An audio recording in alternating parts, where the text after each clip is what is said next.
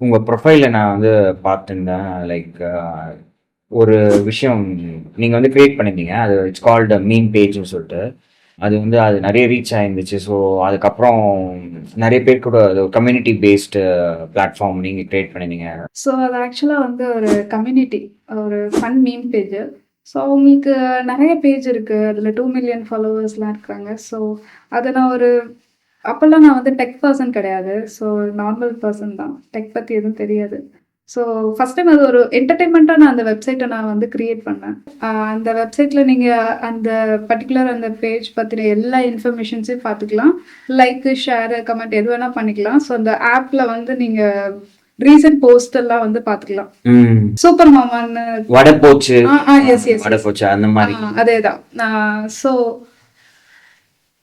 அது வந்து ஒரு 90s கிட்ஸ்க்கான மீம், காமெடி கலந்த ஒரு ஃபன் மாதிரி இருக்கும். S S.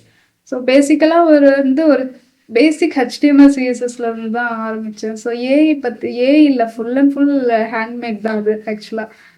No AI, no courses, no mentors. அது இப்போ பாத்தீங்கன்னா அது அது யூஸ் பண்றவங்க வந்து எதுக்கு யூஸ் பண்ணுவாங்க? இப்போ ஏதோ ஒரு சோஷியல் மீடியால ஒரு ஃபன் ஃபேக்ட் போகுது, இப்போ ட்ரெண்டிங்கா ஒரு விஷயம் கிரியேட் ஆயிருக்கு. ஸோ ஃப்ரெண்ட்ஸ் கிட்ட இருந்து அந்த அந்த அந்த பேஜ்ல போனா, ஸோ அதை டைப் பண்ணா, so that you can get that correct. இல்ல அதுல வந்து அந்த கம்யூனிட்டில அதெல்லாம் இருக்கும், இது என்ன ட்ரெண்டா போயிருக்கு. So you can just share it to your friend. கரெக்டா? ஸோ மோஸ்ட்லி இந்த வடிவேலு டெம்ப்ளேட், ஆமா அந்த வைரலா போயிருக்கிற விஷயங்கள் வந்து அதுல வரும். So you can share it your friends. It be very easy to form. நீங்களா ஒரு விஷயத்த வந்து கிரியேட் பண்றதை விட everything will be already filled in that. So you can just take that and send it to your friend.